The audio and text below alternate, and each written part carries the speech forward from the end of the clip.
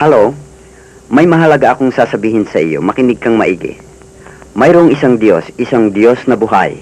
Nalalaman niya ang lahat na tungkol sa iyo. Nakikita niya ang lahat mong ginagawa, naririnig niya ang lahat mong sinasabi. Oo, alam niya ang lahat mong iniisip, mabuti at masama.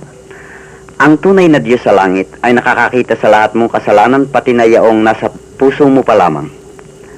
Hindi siya mapagtataguan o mapagkakailaan ni numan.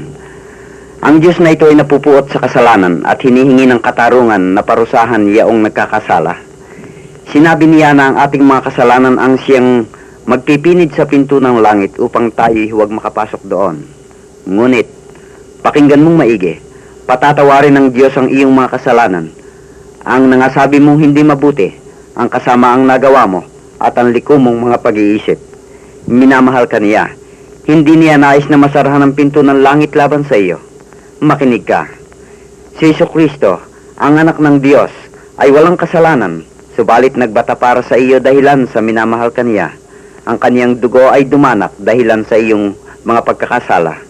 Ngayon, kung lalapit ka sa kanya at aanyayahan mo siyang matira sa iyong puso, yaon nga ang kanyang gagawin. Ipatatawad nga niya ang lahat mong mga kasalanan. Tutulungan kaniyang gumawa ng mabuti. Lilinisin kaniya mula sa iyong mga karumihan. Lalagyan kaniya ng katuwaan sa iyong puso. Bubuksan niya ang pinto ng langit at pagka ikaw ay namatay, pupunta ka sa langit at ikaw ay mabubuhay sa walang hanggang tuwa at ligaya.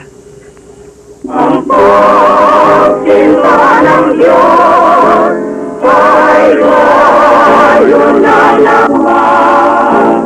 Buktong niyang anak, utang ibibigay, upang tulungan pa, latay na sinuman.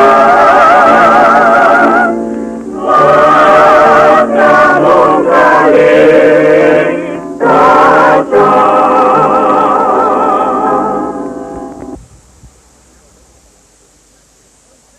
Ikaw ba'y matatakutin? Natatakot ka bang mamatay? Natatakot ka ba kung ang gabi madilim? Nangangamba ka ba sa maaaring mangyari bukas? Natatakot ka ba sa masasamang espiritu, sa mga multo, aswang, tikbalang, kapre at kung ano't anong mga katatakutan? Nais mo bang mawalan lahat ang pagkatakot na yan? Kung gayon, makinig ka. May mabuti akong balita para sa iyo. Hindi mo kailangang katakutan ng kamatayan. Isinugo na ng Diyos ang kanyang anak upang iligtas ka mula sa kasalanan. Wika niya ay ang kabayaran ng kasalanan ay kamatayan, datapwat ang kaloob na walang bayad ng Diyos ay buhay na walang hanggan kay Jesucristong Panginoon natin. Kaya kung tatanggapin mo ang kaloob na buhay na walang hanggan, hindi mo nakatatakutan ng kamatayan, sapagkat gayon na lamang ang pagsinta ng Diyos sa sanglibutan na isinugo niya ang kanyang bugtong na anak upang ang sino mang sa kanya sumampalataya ay huwag mapahama kundi magkaroon ng buhay na walang hanggan. Hindi lamang iyan, kundi ililigtas ka sa lahat mong katakutan kung sa Diyos ka babaling at aasa. Magdadalawang taon na ngayon, nang isugo ng Diyos dito sa lupa ang kanyang anak bilang isang maliit na sanggol, ipinasabi niya sa lahat ng tao sa lupa na huwag kayong mga takot sapagkat narito dinadalhan ko kayo ng magandang balita ng dakilang kagalakan sapagkat sa inyo ay sinilang ang isang tagapagligtas na si Kristo ang Panginoon. Isinugo ng Diyos sa Jesucristo upang siya nating maging tagapagligtas at upang iligtas tayo sa kamay ng ating mga kaaway at upang ding mapaglingkuran natin siya ng walang takot. Hindi mo kailangang matakot sa gabi. Hindi ka matatakot sa kakilabutan ng gabi at saka ang wika ng Diyos, kailanmay hindi kita iiwanan upang iyong masabing walang pangamba na ang Panginoon ang aking katulong at hindi ako matatakot sa anumang gagawin ng tao sa akin. Hindi mo kailangang matakot sa kung anong darating na kinabukasan. Wika ng Diyos, magsiparito kayo sa akin at bibigyan ko kayo ng kapahingahan. Ang ibig sabihin ay kapahingahan mula sa inyong mga pagkakasala, kapahingahan mula sa inyong pagkatakot, kapahingahan mula sa inyong mga agam-agam at pangamba. Sinabi niya, hindi ka matatakot, walang sandatang inihanda laban sa iyo na magwawagi. Ito ang pamana sa mga lingkod ng Panginoon. Huwag mong ikabahala ang kinabukasan, Datapwat hanapin mo muna ang kaharian ng Diyos at ang kanyang katwiran at ang lahat ng mga pangailangan mo sa buhay ay pawang idaragdag sa iyo. Hindi mo rin naman kailangang katakutan ng masasamang espiritu sapagkat sinabi ng Diyos na ihandog mo ang iyong sarili sa Diyos. Salungatin mo ang demonyo at tatakas siya sa iyo sapagkat ipinagbunyi ng Diyos si Kristo at binigyan siya ng isang pangalang higit sa lahat ng pangalan upang sa pangalan ni Jesus, bawat tuhod ay iluhod ng mga bagay na nasa langit at ng mga bagay na nasa lupa at ng mga bagay na nasa ilalim ng lupa. Si Kristo ay may ibayong kapangyarihan sa demonyo at sa lahat ng mga kampo nito. Ang pag-ibig ng Diyos sa iyo ay walang hanggan. Nais niyang kupkupin kayo tulad ng pagkukupkop ng pastol sa kanyang maliliit na tupa. Wika ng Diyos, huwag kayong mga takot sapagkat ako'y sumasa inyo. Huwag kayong mga wala ng loob sapagkat ako ang inyong Diyos. Palalakasin ko kayo, oo, aagapayanan ko kayo ng kanang kamay ng aking katwiran. Ito ang sabi ng Panginoon, huwag kang matakot sapagkat tinubos na kita, tinawag na kita sa iyong pangalan, ikaw ay akin, at narito, ako'y laging sa iyo.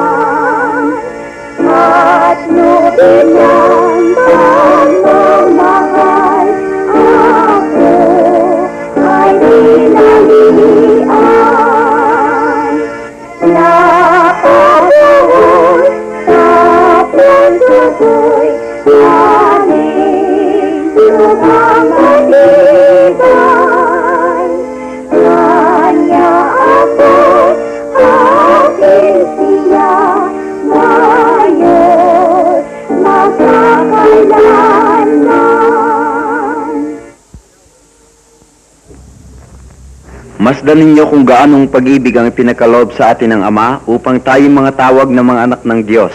At tayo'y gayon nga. Dahil dito'y hindi tayo nakikilala ng sanlibutan, sapagkat siya'y hindi nakilala nito. Mga minamahal, ngayon ay mga anak tayo ng Diyos at hindi pa nahahayag kung magiging ano tayo. Nalalaman natin na kung siya'y mahayag, tayo magiging katulad niya sapagkat siya'y ating makikitang gaya ng kanyang sarili. At sino mang mayroon ng pag-asang ito sa kanya ay naglilinis sa kanyang sarili, gaya naman niyang malinis. Ang sino mang gumagawa ng kasalanan ay sumasalangsang din naman sa kautusan, at ang kasalanan ay ang pagsalangsang sa kautusan. At nalalaman ninyo na siya'y nahayag upang mag-alis ng mga kasalanan, at sa kanya ay walang kasalanan. Ang sino mang nananahan sa kanya ay hindi nagkakasala. Sino mang nagkakasala ay hindi nakakita sa kanya, ni hindi man nakakilala sa kanya. Si Jesus lamang ang makapagliligtas sa iyo mula sa iyong mga kasalanan. Lumapit ka sa kanya, huwag kang magpaliban. Malaunang may sakit si Maria at siya ay pahina ng pahina. Ang nanay niya ay matiyagang nag-aalaga sa kanya sa paghahangad na siya ay gumaling. Tuwing umaga na itatanong ng ina, "Mahal ko, kumusta ang pakiramdam mo ngayon? Mabuti na ba?" Sa umagang ito'y naisagot ni Maria, "Hindi, inay, ang pakiramdam ko'y tila malapit na akong mamatay." "Huwag mo sabihin ganyan, Maria," anang inang lipos ng pag-asa.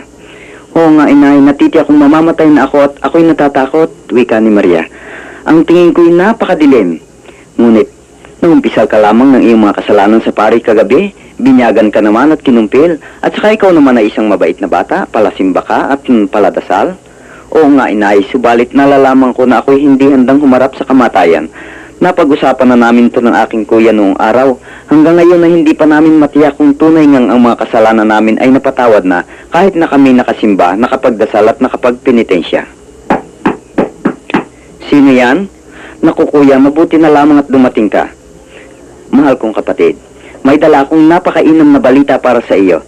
Nasumpong ako sa aklat na ito sa mga banal na kasulatan.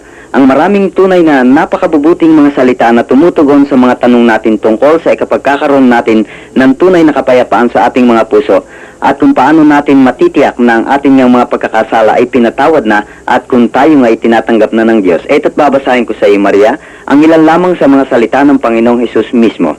"Katotohanang sinasabi ko sa iyo, Siya na sumasampalataya sa akin ay may buhay na walang hanggan. Minahal na kita ng isang pagmamahal na walang hanggan. At ito pa, ang sino mang lumalapit sa akin sa anumang paraan ay hindi ko itataboy. Naku kuya, sabi ni Maria, para mong inalis ang mga tinik sa aking mga hinihigaan. Oo nga Maring, sa sandaling magtiwala ka kay Jesucristo, ikaw ay ligtas. Tinubos tayo ni Kristo sa sumpa ng kautusan na naging sumpa para sa atin. Siya lamang ang ating tagapamagitan, ang ating matapat at mataas na saserdote. Lumapit tayo sa kanyang tuloy-tuloy sapagkat siya lamang ang makapagpapatawad sa ating mga kasalanan. Kung tayo manampalataya at tumanggap sa kanya, lilinisin ng kanyang mahal na dugo ang ating mga pagkakasala. Wika ni Apostol Pedro, walang ibang pangalan sa silong ng langit na ibinigay sa mga tao na sukat nating ikaligtas.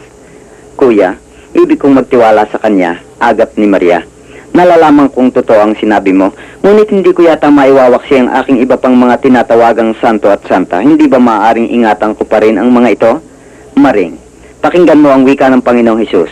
Walang sino mang makaparurong sa Ama kundi sa pamagitan ko. Kailangang ilagak mo ang iyong buong tiwala kay Hesus lamang. Kung may iba ka pang pinagtitiwalaan na magliligtas sa iyo, hindi ka niya maililigtas. Ngunit ibig kong iligtas niya ako. Lalapit na ako sa kanya, kuya. Mahal kong Panginoong Hesus, tanggapin mo po ako sa bisig mong mapagmahal. Ako'y pagal na pagal at natatakot. Naniniwala ako na ikaw ay namatay para sa akin at ang aking mga kasalanan ay pinatawad mo na ngayon pa. Salamat po sa iyo, Panginoong Hesus. Ibig kong maging sa iyo magpakailanman. Inay, hindi mo ba nais na ibigay din naman ang iyong puso kay Hesus? Nais kong bumasa sa inyo ngayon ang ilang salita ng Diyos at naasahan kong pamamagitan ng Santong Espiritu ay pagpapalain kayo ng Panginoon. Nang magkagayo ay sinabi ni Jesus sa kaniyang mga lagad, kung ang sino mang tao ay ibig sumunod sa akin ay tumanggi sa kaniyang sarili at pasanin ang kaniyang krus at sumunod sa akin.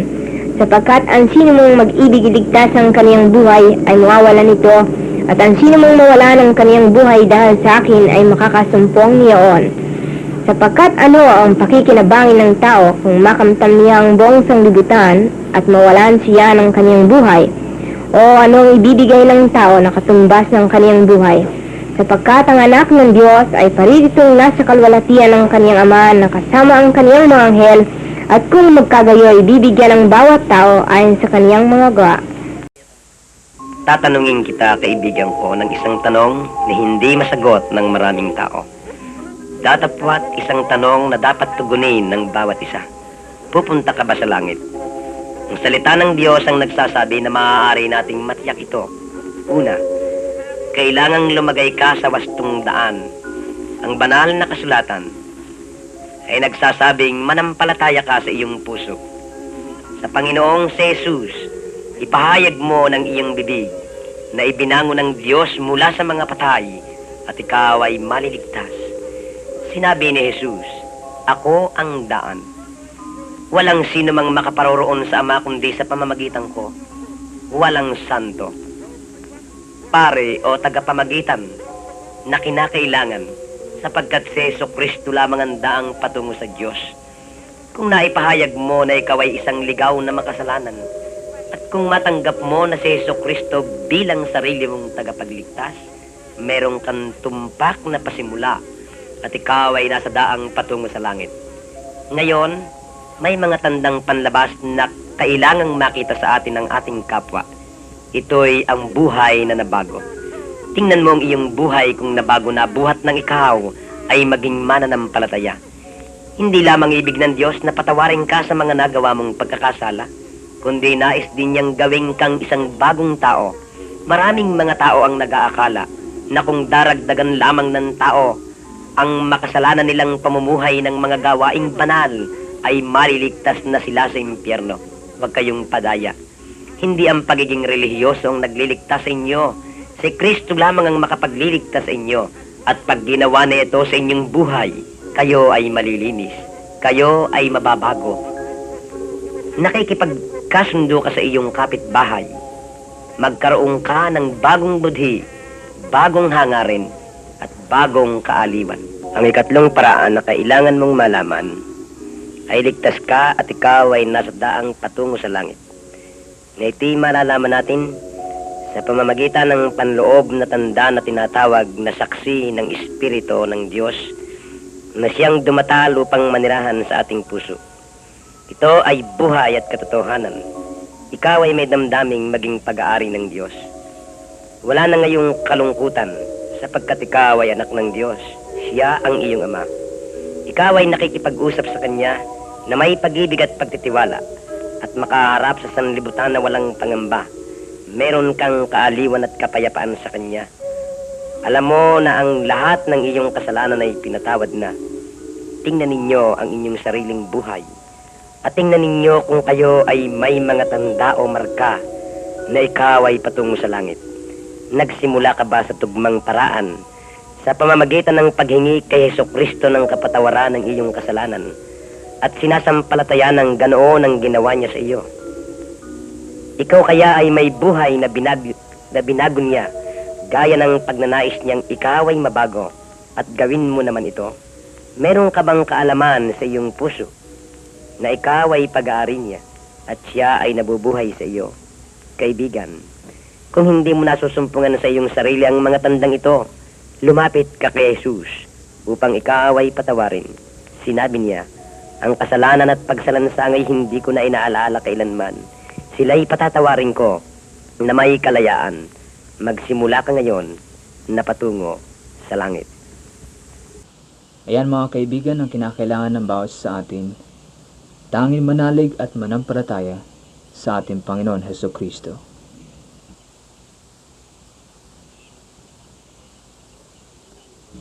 Ano ang magiging tanda sa pagdating ni Kristo at ng katapusan ng sanglibutan?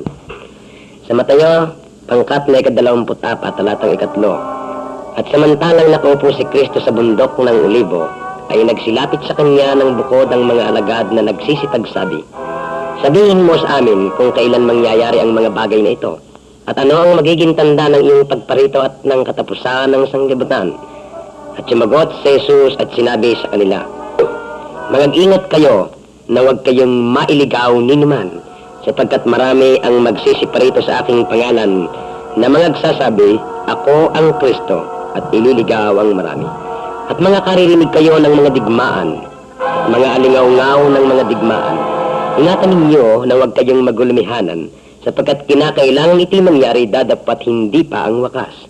Sapagkat magtitindig ang bansa laban sa bansa, at ang kaharian laban sa kaharian, at magkakagutom at lilindol sa iba't ibang dako. At kung magkagayoy maraming mga titisod, at mga kakanuluan ng bawat isa, at magkakaputan ang isa't isa, at magsisipagbangon ng maraming bulaang propeta, at kanilang ililikaw ang marami. At dahil sa pagsagana ng katampalasanan, ang pag-ibig ng marami ay lalamig. Dadapwat, ang magtiis hanggang wakas ay siyang maliligtas. At ipangangaral ang ibanghelyong ito ng kaharian sa buong sanglibutan, sa pagpapatotoo sa lahat ng mga bansa, at kung magkagayoy darating ang wakas.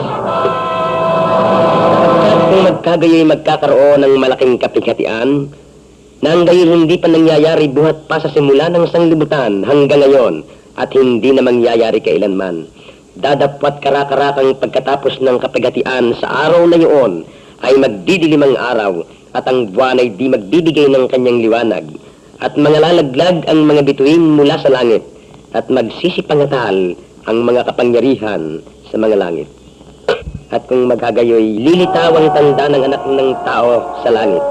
At kung magkagayoy, magsisitangis ang lahat ng mga angkan sa lupa, at makikita nila ang anak ng tao na naparirитong sumasaalapaap ng langit, na may kapangyarihan ng dakilang kalwalhatian.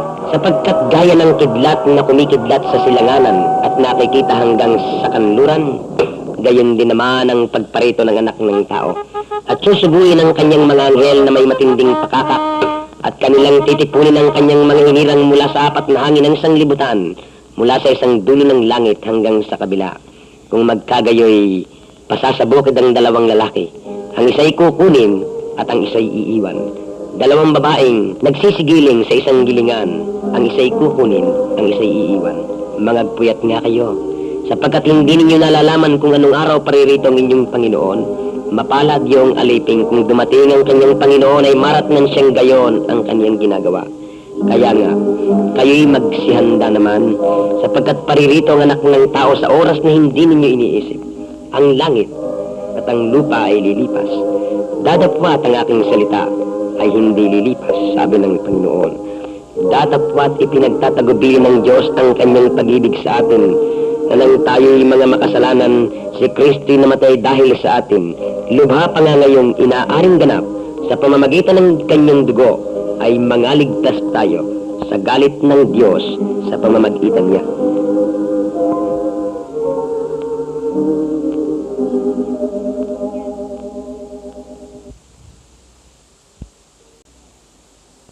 Nais mo bang malaman kung ano ang kahulugan ng pagiging Kristiyano? Ang buhay ay katulad ng isang malapad na daang punong-puno ng mga tao. Bawat tao ay may mabigat na pasaning kasalanan. Ang lahat ay nangagkasala nga. Sa iba't ibang pagkakataon, sa ibabaw ng kaingay at kaguluhan sa mga tabing daan, may himig na naririnig. Isang tinig ang tumatawag. Magsiparito kayong lahat na nangabibigatan at bibigyan ko kayo ng kapahingahan. May mga taong patuloy sa kanilang paglalakad na hindi alumana ang tawag na iyon. Wala kayang nakakarinig? Magsilabas kayo mula sa kanila at magsihiwalay kayo at huwag kayong magsihipo ng mga bagay na marurumi at kayo'y tatanggapin ko at ako'y magiging inyong ama at kayo'y magiging aking mga anak.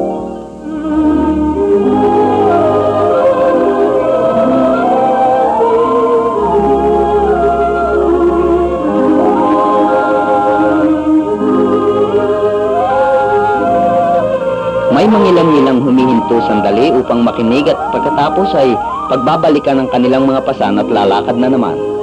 Sa wakas, ay may isa sa karamihan na nakarinig ng tinig at lilingon upang makinig. Saglit siyang nag-aatubili, pagkatapos iiwanan niya ang magulong daan at hahakbang na patungo sa makipot na landas at magpapasimulang lumakad na kusa at pasalungat sa dating landas. Siya ay tinutokso at kinukutya ng mga tao sa malapad na daan. Walang mangyayari sa iyo sa buhay na ito pag ganyan ang ginawa mo. Subalit ang lalaki ay hindi natitinag. Siya ay tumatawa na lamang. Dahil sa nalalaman niya na ang mabibigat na pasanin sa kanyang buhay ay naiwaksi na niya at siya ay malaya na. Ang mga dating masasamang kinagawian niya at ang makasalanan niyang kaaliwan ay nangapawi na. Nalalaman kong napawi na ang aking pagkakasala, pinawi ng lubusan sa alaala, sala ko'y nangapawi na. Sa pasimula, akala niya nag-iisa siya sa makipot na landas ng katwiran, subalit si Jesus, ang Panginoon, ay lumalapit at inaakbayan siya. Ang puso ng taong ito ay nalilipos ng katuwaan, kapayapaan at kasiyahan na hindi na niya iibigin pang bumalik na muli sa buhay makasalanan. Inilagay ng Diyos ang kanyang banal na espiritu sa puso ng taong ito upang kanyang matiyak na siya nga ay isa ng tunay na anak ng Diyos, isang tunay na mananampalataya. Ikaw man, kaibigan, ay maaari ding maging anak ng Diyos sa pamagitan ng pananampalataya sa Panginoong Hesukristo bilang sarili mong tagapagligtas. Kung ito'y tunay mo nang nagawa, magkakaroon ng kahanga-hangang pagbabago sa iyong kabuhayan. Kaya nga, kung ang sino man ay na kay Kristo, siya ay bagong nilalang. Ang mga dating bagay ay nagsilipas na, narito ang lahat ay pawang naging bago. Dinggin mo ang tinig ni Jesus. Ako ang tinapay ng kabuhayan.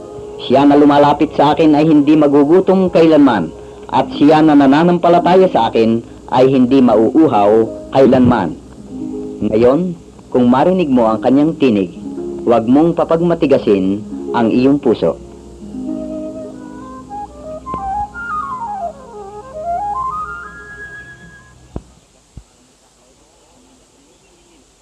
Ako ay mabubuhay sa kanya na namatay dahil sa akin. Nang tayo ay maging mga anak ng Diyos sa pamamagitan ng pananampalataya kay Kristo Jesus, ang ating buhay ay ganap na binago. tayo ay ipinanganak sa ibabaw ng lahat, tayo ay naiba na. Ating hinihingi sa Diyos na ipakita sa atin na ang lahat ng bagay ay kamuhi-muhi at ang ipakita lamang sa atin at taingatan ay ang mga bagay na mabubuti. Tayo'y nakikinig sa kanyang salita at tayo'y sumusunod. Ang Biblia ay nagsasabi, ibigin mo ang Panginoon ng buong puso mo, buong kaluluwa, buong pag-iisip at buong kalakasan. Ang banal na aklat ay nagsasabing, ibigin natin ang ating kapwa gaya ng pag-ibig natin sa ating sarili. Ang pinakamabuting paraan upang maipakita natin ang pag-ibig natin sa Diyos at sa iba ay sabihin natin ang di nagtatapos na pag-ibig ng ating amang nasa langit at ipaliwanag natin sa kanila na ang ating kasalanan ay nilinis lamang sa pamamagitan ng dugo na si Jesucristo at tayo'y nangaligtas. Kung tayo'y maniniwala kay Kristo sa banal na Espiritu Santo ng Diyos, ay maniwala kayo at umasa kayo na ang Espiritu ng Panginoon ay ilalagak sa ating mga puso't buhay upang tayo'y bigyan ng kalakasan at ng mabuting kabuhayan. Siya ay ating magiging ilaw sa loob ng ating katawan, ay magliliwanag siya upang makita ng iba ang kalwalhatian ng Diyos. Nang pasimula ay nilikha ng Diyos ang langit at ang lupa. Bago nilikha ng Diyos ito ay walang anuman liban sa Diyos Ama, Diyos Anak at Diyos Espiritu Santo. Ang tatlong ito ay iisa. Sunod ng nilikha ng Diyos ay ang araw, buwan at mga bituin. Pagkatapos ay ang tiyong lupa at ang dagat na alat. Nang ito ay matapos ay ginawa niya ang mga hayop, ibon, maliliit at malalaking isda. Punong kahoy at ang lahat ng gumagalaw sa ibabaw ng lupa. At nilikha ng Diyos ang tao ayon sa kanyang wangis, na pinanganlang Adam. Lumikha rin siya ng babae para sa lalaki, pinanganlang Eva. Sila ay maligaya sa magandang halamanan na ginawa ng Diyos para sa kanila. Si Adam at si Eva ay mga kaibigan ng Diyos. Hindi sila nagsilabag sa utos ng Diyos, ngunit pagkatapos ng ilang mga panahon ay nakinig sila kay Satanas at gumawa ng masama. Mula noon ay pinalaya sila ng Diyos sa magandang halamanan. Noong una ay hindi kinakailangang magsigawa sila ng mahirap upang makakain. Mayroong laging saganang pagkain sa halamanan, ngunit sila ay pinarusahan ng Diyos na kinakailangan sila ay magsigawa ng mahirap upang makakain. Katulad ninyo at ako ngayon, si Adan at Eva ay nagkaanak ng ayon sa kanilang nais. Sila'y katulad ng kanilang mga magulang. Sila'y sinungaling, magnanakaw, maglalabag sa kanilang mga magulang. Ang lahat ng mga tao sa lupa ay naging katulad ni Adan at Eva. Kaya tayo ay mga makasalanan. Sa panahong iyon ay gumawa ang Diyos ng paraan upang ang tao ay mapatawad. Ang tao ay kinakailangang pumatay ng tupa. At kung makita ng Diyos ang dugo na nabuhos para sa tao, ay pinatatawad sila ng Diyos sa kanilang mga kasalanan. Ang dugo ng tupa ay tinatakpan lamang ang kasalanan ng tao mula sa paningin ng Diyos. Pagkatapos ng ilang panahon, ang tao ay humiwalay sa utos ng Diyos na hindi ginawa ito. Sila'y naging mapagmataas at ginawa ang tama sa kanilang mga mata. Sila'y nagkatipon sa isang malaking kapatagan at gumawa ng isang tore. Mula sa una ay inyutos ng Diyos na ang tao ay dapat kalatan ng buong lupa. Ang tao ay nais na sila'y maging Diyos na rin. Mayroon silang isang salita na lalaman ng Diyos ang kanilang ginagawa. Pinalitan ng Diyos ang kanilang wika at pinarami at sila'y pinangalat sa buong lupa. Kaya nga tayo ay marami at iba't iba ang wika ngayon. Pagkat ang tao ay makasalanan, siya ay tumalikod sa Diyos, siya ay banal. Kaya ibinigay ng Diyos ang utos upang tulungan ng tao na maalaman ng mabuti at masama para sa Kanya. Ito ang utos ng Diyos. Ako ang iisang tunay na Diyos. Huwag kang sasamba sa anuman sa langit, sa lupa, o sa dagat man. Huwag mong sasambitin ang pangalan ng Diyos sa masamang paraan. Alalahanin mo ay 7 araw at ito'y ingatan mo mong banal. Laging isipin ang mabuti sa iyong ama at ina. Huwag kang papatay ng sinumang tao. Huwag mong kukunin ang asawa ng iyong kapwa at tatakbo. Huwag kang magnanakaw. Huwag kang magsisinungaling sa sinumang tao. Huwag mong kukunin ang ari ng ibang tao. Bagamat ibinigay ng Diyos ang kanyang banal na utos sa mga tao, ay patuloy na sumayansang sila. Kaya ipinangako ng Diyos na kanyang isusugo ang kanyang anak isang araw sa mundo. Siya ang gaganap ng lubusang paghahandog dahil sa kasalanan.